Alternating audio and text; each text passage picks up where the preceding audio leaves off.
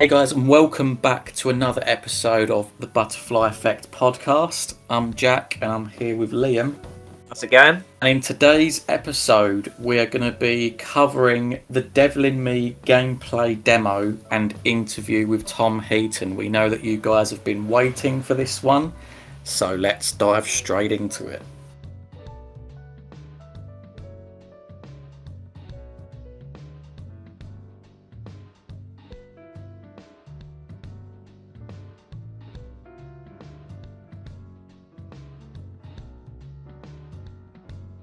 Alright guys, so before we kick off, we would just like you guys to know that we are fully aware that there is an 18-minute gameplay footage that is out. We want to just disclose that Jack and I will be avoiding this footage. I watched it for the Quarry when the Prologue was out, and I really didn't like the fact this happened. We want to go in as blind as possible for the best possible experience when we play the game. So there's going to be stuff that you guys know that we don't, but it's the way it is. We'll try and crack on. Sweet. So the first thing that I noticed was the new Curator clips. I don't know how much else there is to add here, but we could see him up on the balcony in his repository. There was a moment where he stood in front of the mirror as well, talking about player guilt. I wonder if this is like early doors in the game, or whether it's after you've just got someone killed. But I suppose the point to add on this whole thing of the Curator is that I did see another interview that Tom Heaton had with other YouTubers, and he did seem to confirm that the Curator would be back in Season 2. I know, like me, there's a lot of you out there thinking maybe this could be the end of the Curator, and who knows, it could be a massive double bluff, and it could be the end of the Curator, but it did seem that his arc and his story will be returning for the likes of Intercession and the Craven match. I just want to say I really like the shot of him looking at you with the fire that's lit up, and then you've got the mirror behind him. If you put your literature cap on, as always, you can kind of just think what this symbolises the two different sides of him, or, possible things about reflections. So, yeah, I just really like that, and I think the Curator was a bit of a letdown in House of Ashes, so I'm kind of hoping it picks up for this Devil in Me game. 100% agreed. And the next big bullet point for me was Tom Heaton when he was talking about drawing on myths and urban legends as inspiration for these games. And really for me, this was sort of like a nod towards, of course, the Orang Medan, the Salem witch trials in Little Hope. And of course, in this game, we have H.H. Holmes. But it just got me interested because obviously we've done a video previous about the Mothman, a West Virginian folklore, and it just sort of seemed to confirm that a little bit more, mate. I don't know if you thought that as well. No, I do agree. We've always thought this. They always conjure up these games from kind of urban legends and stuff. But really interesting as well, right, to see how they're also going to draw inspiration from films such as Saw and The Shining. We're aware, for example, when they made games like The Quarry, there's a lot of 80s slasher horror movie inspiration in that. So just the thought of combining urban legends with, what is probably your favourite horror franchise, Jack? That must be pretty exciting. No, absolutely. Another thing that I've found quite exciting as well is, and I don't think that this is a coincidence that he did this, but Tom Heaton mentioned H.H. Holmes by his original name, Herman Mudgett.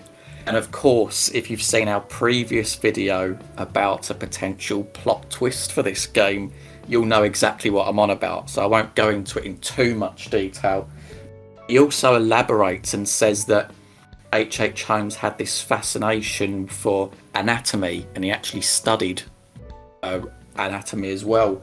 Which, of course, if you think about the plot of this game, you have the mannequins, you have the animatronics, we have the sort of the dead body parts of Manny Sherman being fitted up with technology to speak to the player, or sort of like via voice recording and stuff.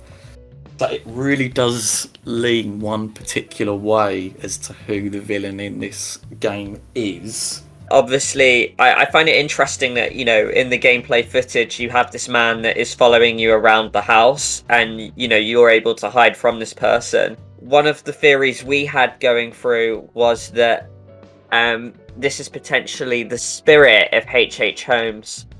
going back into like a character because of the whole background Tom Heaton mentions about how he wanted to be like kind of buried and then like cast in concrete to not let his evil spirit escape. So we thought maybe that spirit goes into one of the characters, maybe it goes into Grantham Dume. So yeah, a lot of thoughts and theories kind of like pent up and, you know, bouncing around my head about what this could all mean, mate. No, I absolutely agree 100%. Again, I don't think it's a coincidence that he mentioned that H.H. Holmes requested that he be incarcerated in concrete lest his spirit escape and take over someone to do more killing. I think it's very intentional that that's in there, but we'll certainly put a pin in that for when we play the game. I suppose, sticking to the theme of H.H. Holmes, there was actually clips of him featured in here, wasn't there? And what I would say, obviously, like his character model looks extraordinary, looks like fairly similar to the man himself. But the surrounding environment, the hotel reception, looks absolutely gorgeous, very authentic to 1890s with the wallpaper and the rugs and just the general decor. But we do see two other characters, and now I don't think this was confirmed in the interview, but I have seen murmurings online that these are two honeymooners.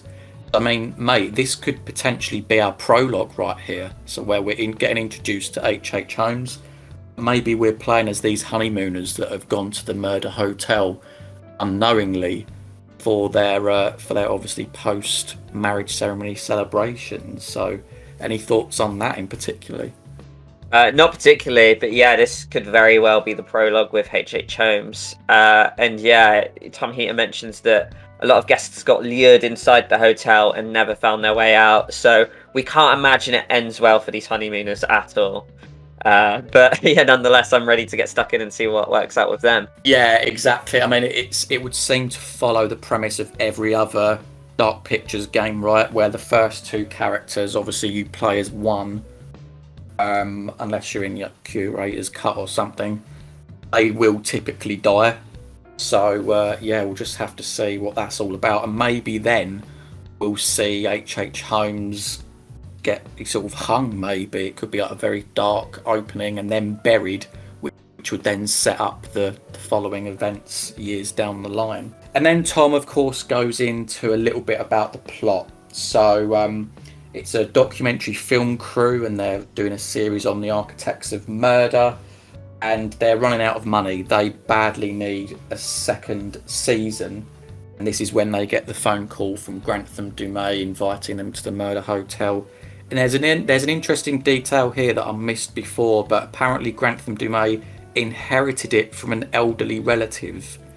Now, again, with my thinking hat on, could this potentially tie in somehow? Or is it maybe an excuse, the reason to get them there? I don't know. My early thoughts are that it's possibly a descendant of H.H. Holmes. I don't know if H.H. Holmes ever had kids or had relatives or whatever, but Grantham Dume could possibly be the, not long lost, what am I trying to say? The descendant of himself. Yeah, and even if not biologically, it could be, if we are talking about the spirit of H.H. Holmes and he's sort of saying an elderly relative, it's sort of like I wouldn't necessarily call it tongue-in-cheek, but the fact that he's almost talking about himself from the past, but he's now in somebody else's body, and he says it's inherited from an elderly relative, it might be sort of a slight wink, a nudge to the audience here in that sense. But very interesting. Again, we'll have to put a pin on that. And really, this point for me, I'm gonna really just sort of go into like the location and how wonderful I think it looks. You have various intercuts for the characters and the traps themselves, but even like these scenes where the characters are all together, clearly at the start of the game, and the lighting looks absolutely incredible. I'm getting like Until Dawn vibes, when Josh, Ashley and Chris are like playing with the Ouija board. Very low lit, very atmospheric. And it's sort of, and actually it does the same with the gameplay demo later on in the spa, because it reminds me of the sanatorium. I don't know, like having them, I wouldn't even call them very obvious hints at Until Dawn, but the fact that it made me think that way, I was just thinking, oh god, if it's anything like that, this is going to be a fantastic game. I like the transitions of locations as well. Like at the start, they're in their little film crew, kind of, planning and stuff. Then you've got the shot of them in the limo with different, clothes on. And then, like you say, they go in the mansion where there's shots of outside and inside, where there's a variety of places, whether it's the gameplay that shows us some of the traps or kind of almost like that swimming pool, the bit of the construction. And then we have the prologue as well, where it fully throws us into the 1890s or whatever. So yeah, just a lot of variety going on, and I can't wait to check in. Of course, I know you wanted to touch on the characters, didn't you, mate? I suppose the next port of call would be to discuss about our documentary crew. Of course, so one thing I've always criticised the Dark Picture anthology games for is the lack of depth with the characters. If I had to rank the Supermassive games, The Quarry and Until Dawn would rank the highest above all of the other games. I know there's a few people that think House of Ashes is maybe the best game, or, up there with them, potentially surpassing some of them. But the characters are really what, let the Dark Picture anthology games down for me, especially if you look at a game like Little Hope and Man of Medan. House of Ashes got slightly better. But I'm already really intrigued by these characters now. Maybe it's a red herring, and maybe I will get underwhelmed when I finish the game. You'll have to find out. But yeah, we've got Charles, like the British owner director with a bad temper. We've got Kate, who apparently is a lot more introverted and complex than, I once would have thought, who's the presenter. You've got Erin, this, shy young errand girl who's, doing the audio. Mark, who's the cameraman, he probably is going to be the blandest character, because when it mentioned who he is, it just sort of mentioned his past relationship with Erin, which is something we mentioned. We thought they'd be a couple, but they're exes who, as confirmed by the kiss in one of the shots, they can get back together, or at least have a moment. And then we've got Jamie, who's in lighting, opinionated and sarcastic. So yeah, it looks like there's a nice wide range of characters here. Now, I can't wait to meet them, and I'm hoping this is the game that really makes me, like all 5 characters and not just 1 or 2 of them, which is like the current pattern that I'm getting from these games. Also, so a thing that is mentioned, and it integrates with the gameplay element, but every character has their own skill set, or potentially a tour that can be given as well, which is another interesting thing. So Charles can pick locks with his business card. Kate has a pencil she can use to, decipher codes. Probably the weakest one, so she got done dirty here. But she is Jessie Buckley, so I'm sure her acting's going to make up for it. You've got Erin, who can hear through walls with her special camera, I believe, or her sound device. You've got Mark, who's got a camera who can just take pictures for evidence and crime. And then you've got Jamie, who's got a multimeter to help with wiring and stuff. Now, it's really interesting, and as Tom Heaton mentioned, that you can give these tools, to other characters. You can lose them. And I think this is going to really, affect... Well, he mentions it's going to affect gameplay and who lives, who dies. It could be like Until Dawn, whether Matt has the flare gun, whether Emma has the fireworks in the quarry, for example. So yeah, for example, when we look at the gameplay later on, we've got Erin and Kate and, these little, air chambers. The gameplay shows that Erin can actually die if you save Kate instead. Is it that if you do it the other way around, Kate actually does survive? Or maybe it's that Erin has to have her inhaler in her inventory, which she could potentially lose. And if she doesn't have it, maybe she passes away. And this is a little potential Easter egg and clue on how to save Erin in this bit. Yeah, any thoughts, mate? Yeah, no, absolutely. So I think 100% agreed in terms of that scene with the inhaler. I think there's a chance. I did see another comment as well where someone said that maybe if she's already used her inhaler, and then obviously you go to kill her, that can also end her life as well. But it's just the fact that it's just a little extra detail, the fact that each of these characters have got their own item, and of course they can be altered and lost and given to other characters. Just adds an extra layer and strand to the game, because it's not like a life or death choice. I mean, in some cases it probably could be, but you're really gonna have to think about these decisions. You know, if you kill Erin, presumably you're then going to lose access to her sound and microphone. Does that mean that later on in the game you're not able to hear a conversation with the killer? You know, it could be that if he does have help or an accomplice, that you overhear something that you shouldn't. It's these little things that like could really drastically change your gameplay, and I just really welcome their addition. I agree with that, because for example, if I'm right in thinking that Mark's potentially going to be the dullest character for myself, because all we see from him is the fact that he's potentially trying to get back with Erin. That's all I can tell from the guy. I have a feeling he's already going to be more interesting than Daniel from Little Hope, who I hate, because at least with him, he'll have a little object or tool to make the game a bit more interesting and make his playable scenes fascinating, while like Daniel, for example, just walks down dark streets. That could have really elevated my experience in Little Hope. We leave the characters, and I'll say this now because I can't take credit for it. There's other fellow DPA detectives out there. But if you look at the character names, specifically their surnames, you look at Nesta, you look at Tiergan, Keenan, there's also a body or a mannequin that you find with an identity card that has Murphy as the surname. These are all pretty common Irish surnames, and as we've got used to in this series, names can say a lot.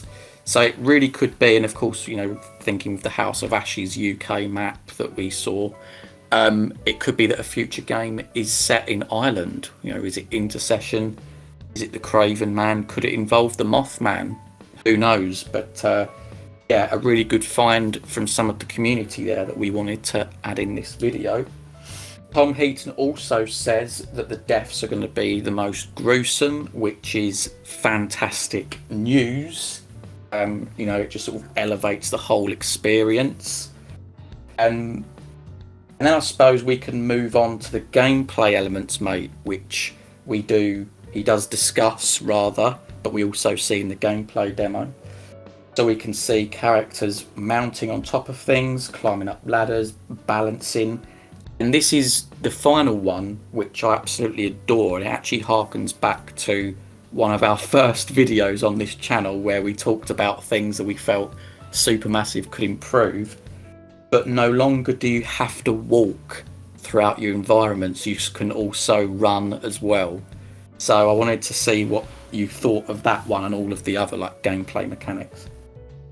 Fantastic. Yeah, like we said, we made an early video where we thought from a replayability point of view, especially for those avid trophy and achievement hunters out there, especially like yourself, Jack, this is going to be such a relief for you guys, because like when you go back to get the rest of them, you know what happens, and when you've cracked the case and you know what's coming, who the villain is, how to survive, it's going to suck when you're on your fifth gameplay and you have to kind of trudge down the hallways of the hotels, and it could make, you know, the game a bitter experience. But now you can run down them and just get to the bits you need to do.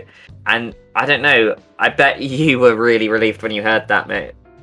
Oh, very relieved, especially considering that this game's longer as well. This is like 7 hours. So, and of course, even like I've seen Until Dawn gameplays get finished in less than 7 hours. So it's not going to be too far away from that, to be honest.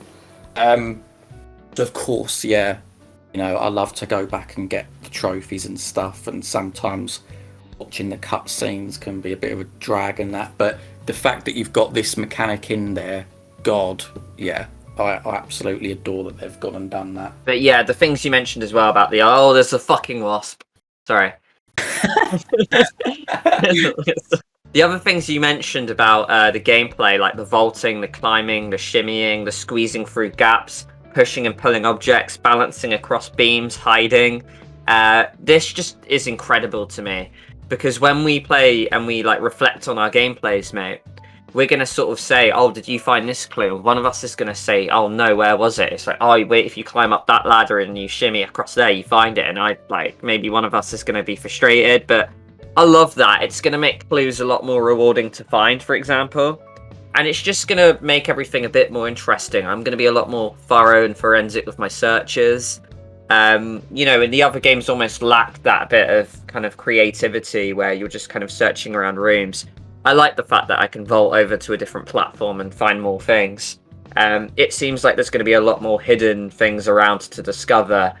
thanks to these gameplay mechanics, which is probably what Supermassive Games fall the flattest on. But it looks like, they are listening to their fans. They're trying to find ways to improve. And it just seems like their games actually do get stronger and stronger. And it's just really exciting to see how big this company are going to grow and just how incredible they can make the experience over time.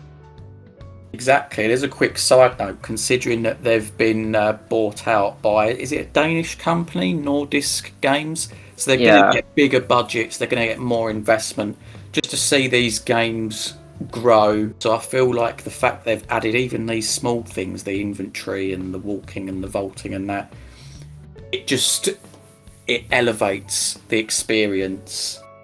Okay, great. And then that sort of signalled the end of the interview with Tom Heaton. He then said we could take a look at a 16-minute gameplay demo. Of course, we're playing as Jamie, aren't we? And they find themselves in an abandoned underground spa, and there's still a bit of a construction site, really, and all of the builders and etc. are missing. Is there any things that you particularly wanted to point out for this particular section, mate? Like anything gameplay wise, the location, etc.? Not really, just how fascinating it all is. Like, I didn't want to soak too much in because I really want to kind of build my opinions from the ground up from the start. But one thing I wanted to mention is, like you say, a lot of it looks like it's under construction. There's a lot of construction workers happening. I'm pretty sure you mentioned something about H.H. Holmes potentially targeting those people. And I'm thinking if there was construction on the site, that maybe this is where, like, the grave of H.H. Holmes was or something. And maybe, like, that kind of concrete casing, coffin or whatever, has been broken through the construction or kind of like, the breaking nature of this site. That maybe this is what's released the spirit. A potential, it's far-fetched, but it's just a possible theory that I came up with there. How about yourself? It's one that I completely agree with. So if it's far-fetched, I'm on board with it, because I do think that that's going to be the case. In terms of like general observations, of course we can see like the inventory towards the bottom left corner of the screen, which again is really helpful. We see it when she's holding the torch, and then she finds keys later on as well, so it's a constant reminder that you do have these tools at your arsenal. We do see the sort of the shimmying, the vaulting and the balancing, and even crawling in action as well. Also the fact that the killer is actually following you in this environment, which I really like as well. It constantly sort of gives you this idea that something's right behind you, and it's like tracking your progress.